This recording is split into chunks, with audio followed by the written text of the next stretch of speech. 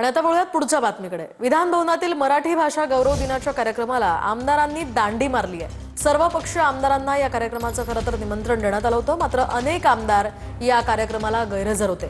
मुख्यमंत्री आणि दोन्ही उपमुख्यमंत्र्यांची मात्र या कार्यक्रमाला हजेरी पाहायला मिळाली। मुख्यमंत्री आणि दोन्ही उपमुख्यमंत्र्यांची कार्यक्रमाला हजेरी असताना आमदारांनी मात्र अनास्था दाखवल्याचं बोललं जात आहे। आदित्य ठाकरे सुद्धा विधान भवनातील या कार्यक्रमाला गैरहजरच होते।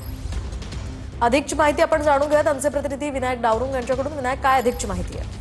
आज आपण जर पाहिलं तर मराठी भाषा दिन आहे। संपूर्ण राज्यभर कार्यक्रम जे आहे ते केले जात आहेत। विधिमंडळामध्ये अधिवेशन सुरू असल्यामुळे विधिमंडळामध्ये हे कार्यक्रमाचं आयोजन मराठी भाषा दिनानिमित्त ठेवण्यात आलेलं आहे। सर्व पक्षीय आमदारांना निमंत्रण जे आहे ते देण्यात आलेले आहे, परंतु अनेक आमदार जे आहेत ते या कार्यक्रमाकडे फिरकलेले दिसत नाहीत। सकाळी कार्यक्रम 10 वाजता होता, त्यामुळे या ठिकाणी अनुपस्थिती गैरहजेरी जी आहे ते आमदारांची मोठ्या प्रमाणात पाहायला मिळते। मुख्यमंत्री आणि दोन्ही उपमुख्यमंत्री किंवा काही प्रमुख मंत्री जे आहेत ते या कार्यक्रमाला उपस्थित आहेत, परंतु आमदारांनी मात्र या कार्यक्रमाकडे पाठ फिरवली पाहायला मिळते।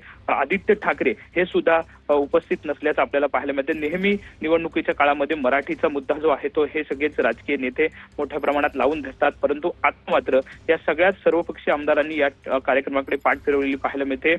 मराठी भाषेचा गौरव जो आहे तो होणं गरजेचं आहे। मराठी भाषेला अभिजात दर्जा जो आहे तो मिळालेला आहे।